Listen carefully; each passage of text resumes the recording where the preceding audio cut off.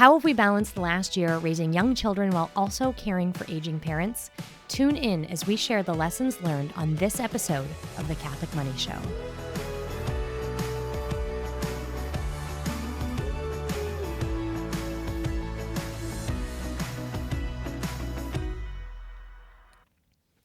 About 6 or 7 years ago, my mom's mom, so my grandmother, was beginning to experience a variety of health challenges. A broken foot at one point, different viruses maybe that she battled. Eventually, she did get diagnosed with lung cancer. She was in and out of not only the hospital, but sometimes rehab facilities for seemingly a few months there. Yeah, absolutely. Several months with different stays, different stints. And just her mobility and her health was in decline for, I'd say, the last 18 months of her life in general. Yeah, even before she was in any facilities or anything like that, your mom was always around like at her house. Oh, my goodness. So, yeah, my mom was helping out, only lived about 5 minutes away from her mom. Her mom lived in a townhome. Yeah, a house, but it was kind of a community that, took care of the mowing and whatnot. And my mom was constantly over there helping. We also were visiting often and, having breakfast with my grandma or bringing the grandkids over, the great-grandkids to see her. But I remembered specifically that whenever my grandma was in the rehab facility in particular, my mom, who was still working at the time, and she wasn't retired yet. She is now, although she still does work part-time just because she enjoys doing things and staying busy. She would work her full-time job, and then immediately when she would get off, she was over at the facility with helping my grandma, visiting with her, helping get her comfortable. And eventually she was unable to leave the rehab facility to go back home.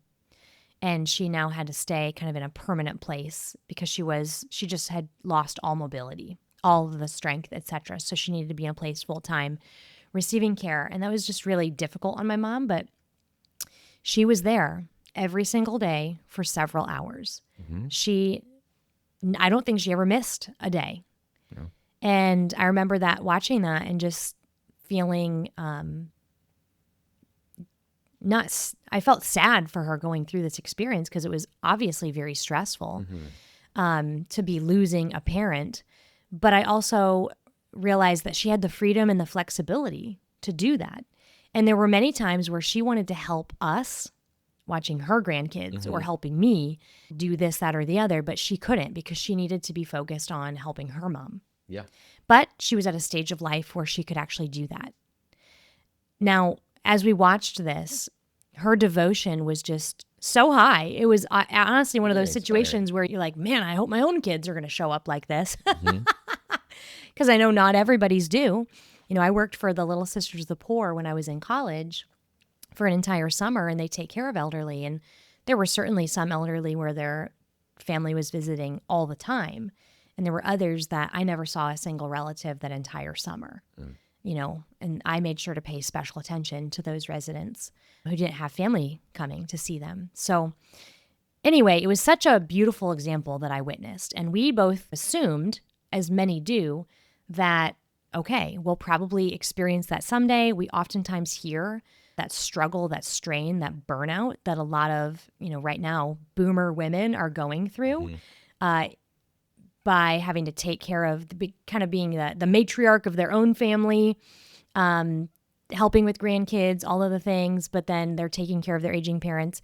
Never in our world did we imagine we'd still be raising a young family while also taking care of an aging parent or experiencing the loss of a parent. And that has been our reality now for the last couple of year and a half. And we're going to talk about it. I don't think we have it down perfect, but you're going to share a lot. You're the one who's primarily my parents gone through this, yes, and experienced this, and so I might be doing a little bit more of interviewing, if you will.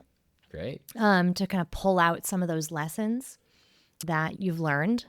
But I guess just start us off. Like, what's been the situation for anybody who maybe hasn't caught up with past podcasts that we've done on this topic. Sure.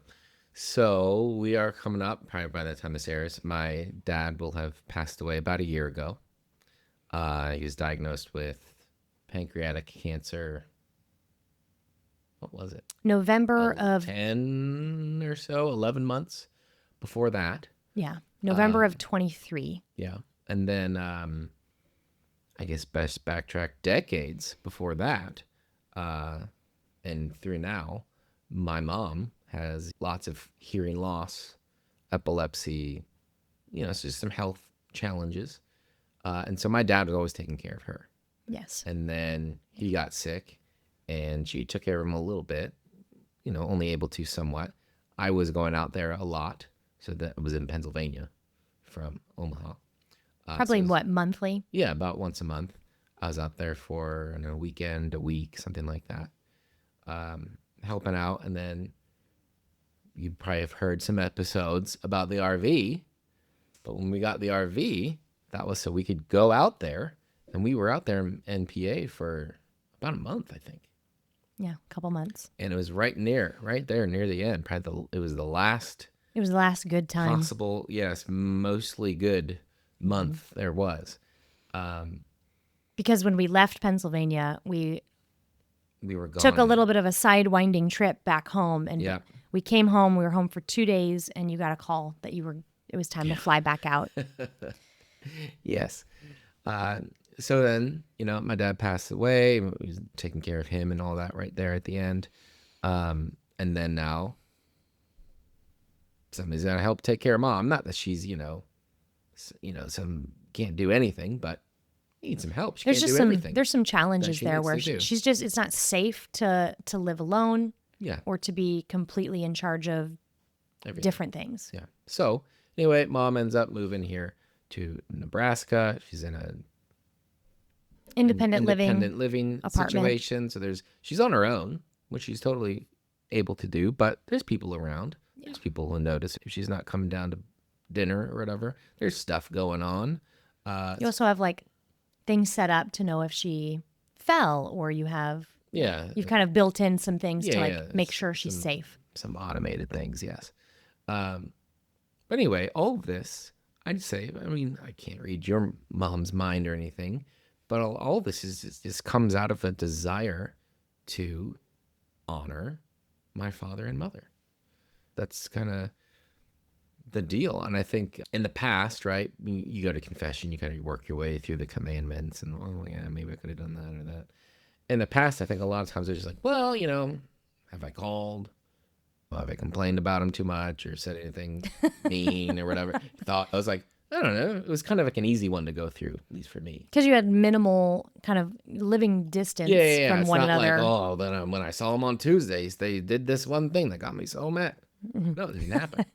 So anyway, it was always kind of an easy commandment, maybe somewhat of an afterthought. And now it's like, oh, okay, there's a whole lot more depth here to what it means to honor my parents and to take care of my mom. And of course, like you were saying, it could take a lot of time. It takes a lot of energy. And we've got those pesky kids who they want me to take care of them too. Anyway, so you're balancing a lot. You're juggling a lot. Mm-hmm. Your hair's probably gotten a little grayer in the last year. For those who can see on YouTube, you're witnessing the toll of stress. I'm leading the Catholic Money course in the academy right now on Monday nights. We play some of the videos and we talk about it. From even when we filmed it? It was 3 years ago we recorded it. What are you aged? Wow. Wow. It's like Barack Obama coming out of his first term. Yeah, man, the hair is just so much whiter. It's incredible. Anyway, I think you've done an amazing job here with this of just honoring your mother. Mm-hmm. And I remember early on in our engagement, I think I've told you this story, but we were visiting your parents and your mom, she actually turned to me and asked me, she said, if anything ever happens to her husband, will you guys take care of me? Yes. And I remember looking at her and just, I didn't know what to say. You know, we're not even married yet. Yeah. Well, And hey, I'm not. you gotta get the important screener questions out there. I'm not good. I'm not good with words in general. But I remember looking at her and I was like, what do I even say right now? But I just confidently said that Jonathan and I would make sure that you were taken care of in whatever way that you need. Yeah. And I said that with complete confidence. I didn't know how I was going to look. And you've done exactly just that. And we all get to discern how it's going to look. So we didn't necessarily know after your father passed and we knew your mom needed to come to Nebraska. There had been an ongoing conversation for years on if they were going to move to Nebraska, and they never had. Neither here nor there, but it was like your mom wanted to come to Nebraska. She always kind of had wanted to. I think there were times when she did, probably. Times when she didn't. Yeah. She didn't, but now this was definitely a time that she did. Yes. And a lot of options were tossed out there of like, would she want to live with us? Would she want to live on her own? Mm-hmm. And it was discerned that the best fit for her, she wanted to be in an independent facility. And we found one that was brand new, building just 3 minutes down the road from our house. So we kind of found this perfect option that was right for all of us. Yeah. And so all this, like, there's a lot of planning that had to go into this. Mm-hmm. And in some ways we were, I don't mean to say we're lucky that my dad got cancer, but in versus getting hit by a bus, we knew what was coming. Sure. We knew, okay, prognosis is, most of the time within about a year, people have passed away. Right. So we've got, all right, clock is ticking. We actually have a clock instead of out of the blue. All right, now what do we do for mom? Mm-hmm. It did. I mean, the shock was there for a little bit. Absolutely. So a lot of these conversations didn't happen immediately after he was diagnosed. That those conversations were just, how are we going to treat this? Well, some of them actually did happen pretty soon, actually. Oh, really? Well, my dad. But he was he planned things out. He was a planner, yeah. I think once the treatment began, that was the focus. Then he was like, all right, let's talk about this. Yeah. So, yeah, there's a planning element that goes in. So you understood your obligation that you were going to take care of your mom in the wake of his passing, and you took that seriously. Yeah. And I would go to say that, a lot of people don't view this as a moral obligation, but it is. Who else is going to take care of her? Well, sometimes people just think you're on your own, mom, or you're on your own. You can do that. They don't take this obligation seriously, and you have taken it very seriously. And I love that about you. Okay. So the next step was planning. Yeah. So there's a planning of kind of the logistics of, all right, well, okay, we think this type of a place would be good. All right. When I got back home, then I went and toured a bunch of these places. And sent them in advance, like photos and websites. Yeah, I took pictures. I got the pamphlets, all that stuff. And the one where she's at, I mean, they were still building it. So I took a tour of, well, that was just the framing. But when I saw it, and they had like one apartment done. But yeah, looked at all that, got all the numbers for it all, looked at the locations, put it on the map, all that, went and talked about that with my folks. And then, of course, my dad, he did a lot of planning as well. The whole time, thankfully, like his whole life. Still had like the first paycheck from that he earned earned from 19. He gave me over there, yeah. But he was definitely a record keeper. Yes, and planning. He planned the way he was a teacher, the way his pension was set up, so that it would continue if he died first.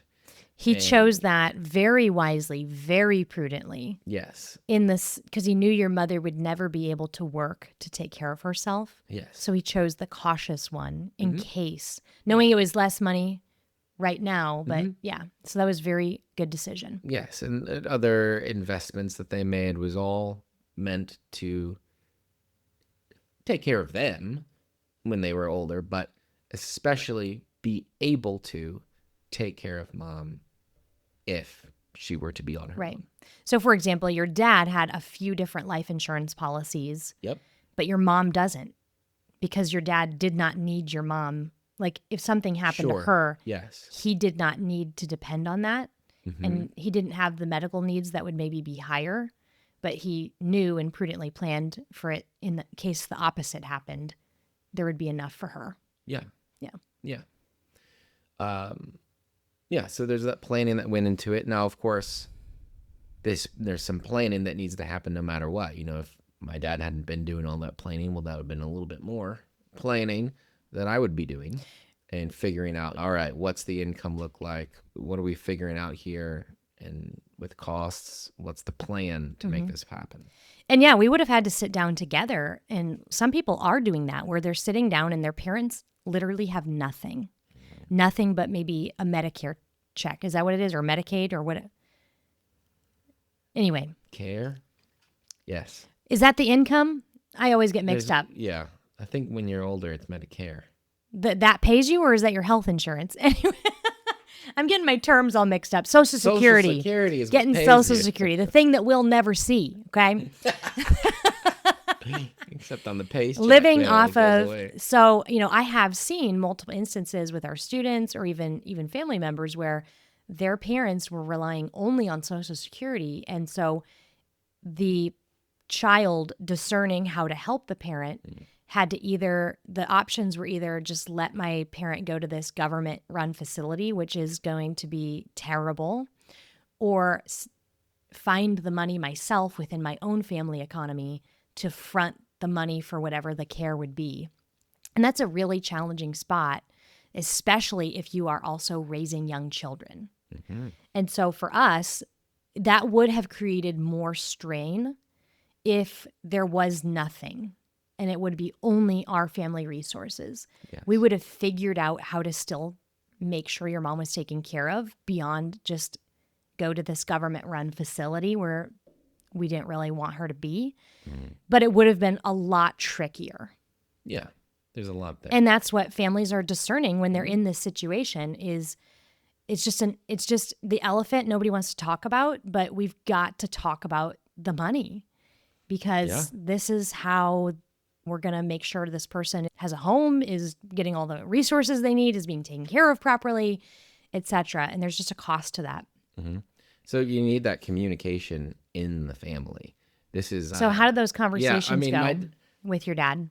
I'd say my dad nor I are well known for communicating in general. I'd say the Texera men are maybe not known for being thorough communicators. I think that is accurate. So it was great though because my dad had this big old binder with the spreadsheets printed out and all this stuff, but it was, here's what there is, here's the money, here's the life insurance policies that will probably pay out. I think there were only a couple years left on them actually. So it was like, all right, here there you go. Here's the house and its, estimated value. Here's what the pension is. Here's what Social Security is. It's all there. Here's the doctors we see. Here's, So it was everything. Here it is, all laid out. Here's all the details, which was great, and then I was able to ask, okay, well, what is this one again? Or how does this work? Or what do you guys do for that? And we were able to just have that conversation of this is how kind of life is run. This is how we take care of mom. It was great. Do you think that you had more conversations, serious, depthy, weighty conversations with your parents in the last year of your dad's life than maybe you had ever leading up to that point? Absolutely.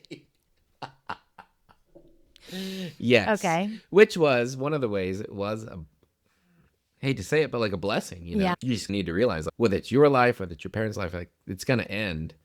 And you only do have so many chances to have the conversations. At least in this case, it was like a big sign saying that so we could have them. Do you think it's changed how you want to approach having conversations with our own kids? I mean, they're still so young. Yeah. But do you want to make sure to do you feel like I don't want to have these conversations, these lovely conversations I got to have, but it was brought about because it had to happen? Do you feel like you're more intentional with saying things to your own kids now? Sure. Yeah. I asked that because I'll overhear you like talking with one of our daughters, and you're like, I delight in you, and Well, I don't you know. I just, might just say that, but and you say funny things, or I don't know, and then they're like, get off me, Dad. yeah. I didn't know how much of that's just like your personality, and how much of it is you just want to be more intentional about communicating some of these things that you didn't get to get communicated till the end. Sure. I think it'll probably come as they get older, just being able to, or just taking the opportunity to share more things I'm thinking about or going through, instead of, keeping them to myself or whatever. Yeah. Like letting them in on it, letting them share that, whatever it is. Yeah, both, more serious things, but also more joyful things as well. Yeah. Yeah. Okay. Well, I'm glad you were able to have those more in-depth conversations, and I know how rewarding they were for you. And I got to witness, a couple of those at the end. They were really beautiful. And you just articulated the faith and encouragement and hope to your dad so well. And you prayed with him and often. And I think you helped him prepare for that final moment very, very beautifully. You gave him a gift. Yeah. All right. So let's now shift to just resource allocation, because we talked about the prudent planning, the communication that goes into things, but then there's that very real strain. You're dealing with all of these things because you have to be dealing with it, but then balancing that with legitimate needs, limited resources. You've got a wife at home who's texting you that she's about to blow a gasket because everybody's tantruming, nobody slept. The other side of the country. I'm not working. Sleep every night. No, you did great. I kind of jest here because that's me normally. If John goes away on a guy's trip or whatever, the afternoon ticket somewhere. Maybe. You leave for 1 hour. He hears from me if there's anything going on at the house. And if I've been upset by anything. Keep me abreast of what's going on. Yes. I keep you in the loop. Okay. When I want it. Now, when you were out with your parents or you were dealing with kind of end of life stuff, I went to a friend and I kept her abreast. Just because I need that feeling like I'm with somebody in it. Yeah. And of course, I'm offering it up and I'm constantly surrendering to Jesus. But I tried not to additionally burden you. Thanks. I tried.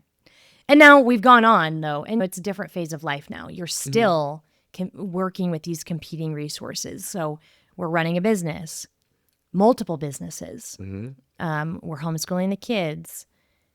And in a very real way, 10, 15 hours a week, you're oftentimes helping your mom run to this or that appointment, appointments or doing something that she needs you to get done, or you're going or you're fielding phone calls.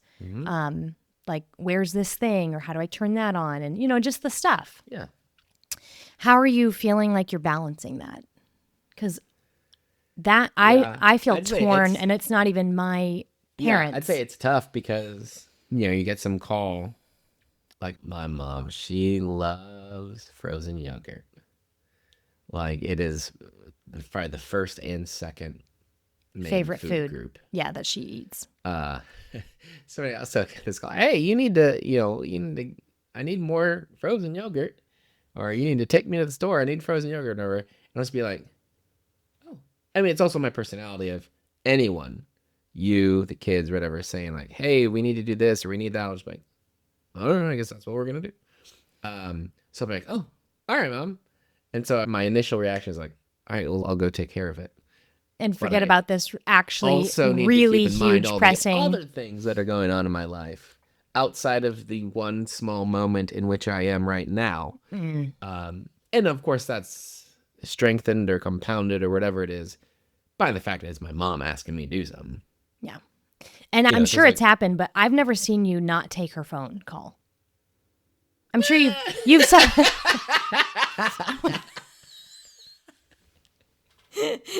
Maybe you've missed a few. Yes, I think I missed a few. Like if we're on a podcast or something, I'm sure. Yeah, I drop everything, but I have seen you be very in the middle of stuff, and you'll answer your phone. Almost any other phone call from anyone else, in many of these situations, yes, they will go to voicemail or the phone will screen it or whatever you call it. Mm-hmm. But I will pick up for my mom, yes. Yeah. Most of the time. Yeah, and I think that's a miracle because I don't even get picked up on. Get through. You never pick up my phone call. Not completely true. That's not true. But anyway, you're balancing a lot of things. And so do you feel stressed? That would assume I'm able to understand my own emotions, Amanda, and feel them. Which we already discussed is not a strong suit for the Texera men. I'm probably stressed. Again, I don't know. Or maybe it's just one of the strengths of a phlegmatic might be that almost all feelings are fleeting. Yes. Or that it just doesn't build up the same way it would on somebody else. Yeah, I'm not walking around with it on my back. The stress. Yeah. But there will be times where all the different stressors are all coming at the same time, or they're intersecting or whatever it is. And then it's at those moments, yes, where I'm feeling it. Yeah. Yes. How do you take care of yourself? Little did you know this never ask myself. This was actually just a staged intervention. So I could make you think through how to take care of yourself. Feelings? No. Emotion? No. You pray? Yes, of course. What do I do? I don't know. You've been reading your books? I don't know. I'm telling you what I noticed. For answering all these questions. I don't know. I guess I don't. In the same way where I'm not always feeling the stress, I'm probably doing things that help counteract it without realizing that's what they're doing. Mm-hmm. Sure. Like, yes, I got a huge, real fat, thick, there's a lot of pictures, book. About baseball. Ken Burns, Baseball, his documentary about like in a book. Yeah. And most of the time if I'm sitting down, I try, instead of just scrolling on my phone, I sit down and read that. I try to do some, crossword puzzle or something. I don't know. Watch some funny videos on YouTube, yes. The sauna. Sometimes when I make you. I can remember. Yeah, little things like that.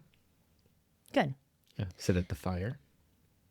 Did that the other day. It was great. Yeah, we need to get back to that. Now that the weather Early morning. Ooh. Oh, I bet. Yeah. Anyway, well, many times, again, I've been kind of in awe and admiring you. And I know that it is stressful, but I think you've handled it really well. A lot of competing resources.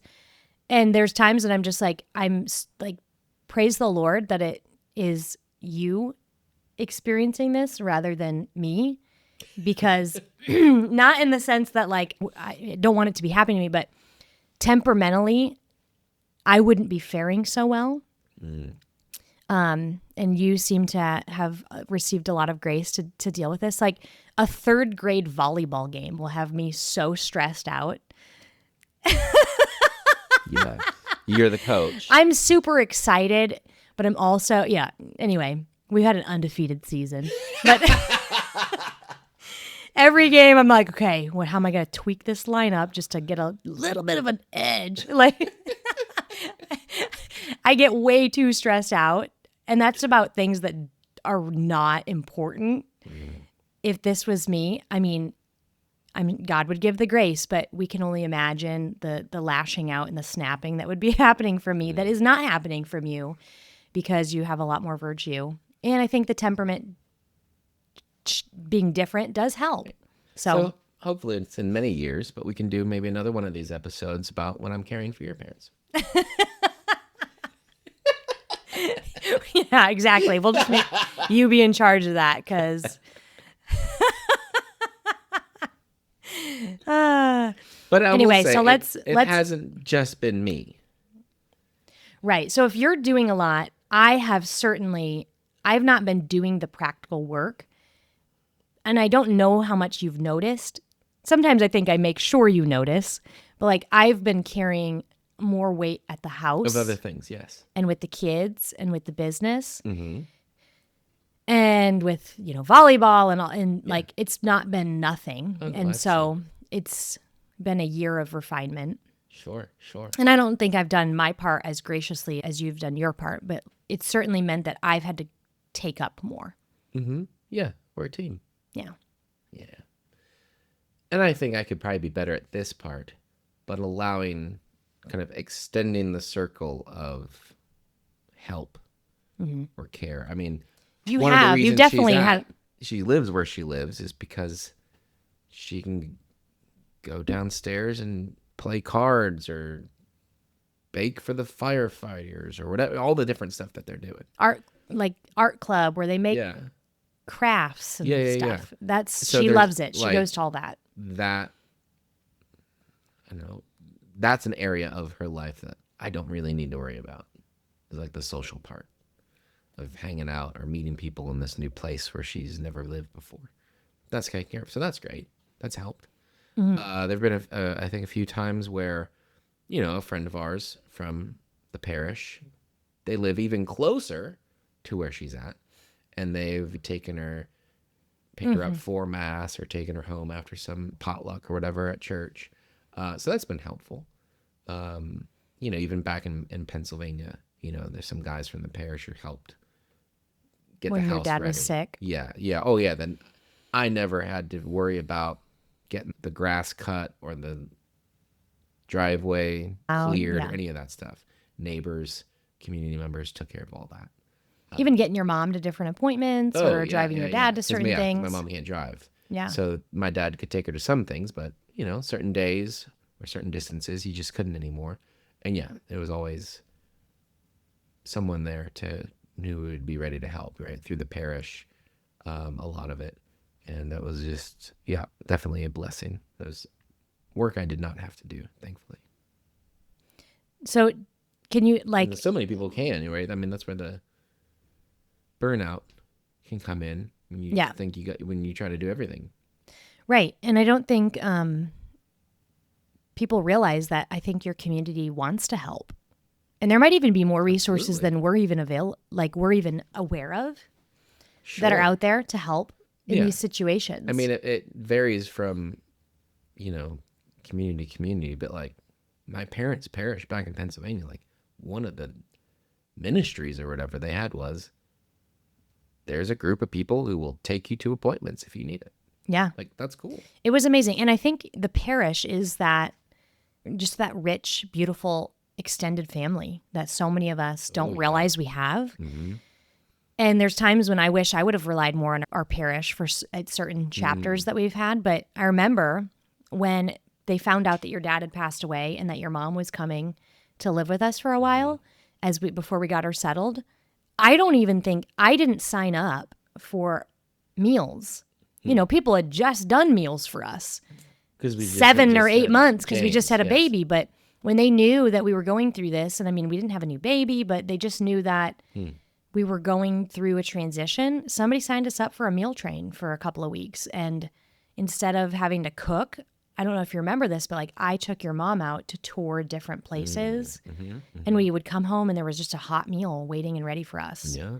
Just not having to cook. So we could kind of take those 2 weeks to figure out her living situation was just huge. And the parish took that on themselves to just set that up for us. That was great. So don't sleep on your parish.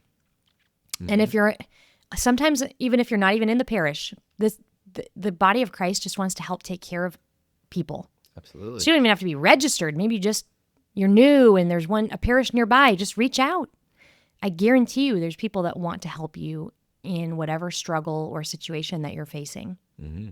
Yeah. Yeah. So Anyway, yeah, you relied on the community. We've definitely benefited from both your parents' parish, our parish, from helping us in this situation. And I know that if we ever run into a snag or a snafu where your mom needs help somehow, it's not all on us. We've got tons of people that would be willing to help. And I think that's beautiful. Mm-hmm. Yeah. Or even, I know we're wrapping up here, but even folks who could help with maybe some of the other things, have the kids come over and play for a little while I or you or us go do something and help mom. Yep. So there's that offer has been there wide, waiting to help, and through that you're able to do a better job to honor your mother and father, to provide for the needs of those who maybe they're not under your charge, but they're under your care, and especially provide if you still have for those under your charge of your kids, and do a good and honorable job at both. Mm-hmm. Yeah, it's definitely a delicate dance, a fine line to make sure you're honoring both commitments. Mm-hmm. And, for us, we've just had to have a lot of conversations in the last year, times when I've just said, okay, I think we're all in on just resettling your mom, on doing this, that, or the other. And there's just nothing new. We're not adding a new tradition. It's survival mode for the next blank. And then we verbally had discussions of, okay, now we're preparing for a different type of season. We're going to do this, that, or the other. And then even this fall, there's a lot on our plate still. And just a conversation of, okay, certain things aren't getting done. I think we need to hire support for this, this, and this. What do you think? Yeah. So we just are constantly in conversation of that resource balance. Absolutely. And I think we're going to be there for a while until we kind of figure out a lot of things. Mm-hmm. But just to be super transparent for everybody, even here on the podcast, this is something that we have even been discerning, does homeschooling still work? Sure. With this new reality that our family is in. We used to do a lot of the homeschooling together because we could, and then we both still had enough time to work on the things we needed to get done. Mm-hmm. We don't have that anymore. So now we both aren't homeschooling. It's primarily me. Mm-hmm. And then we're both not working enough on the ministry that we feel God's called us to. So we're in a season of discernment of what's going on the chopping block and what is staying, because we know for sure we need to be honoring to our family, but we need to be honoring of your mother. And so we know those things without any hesitation.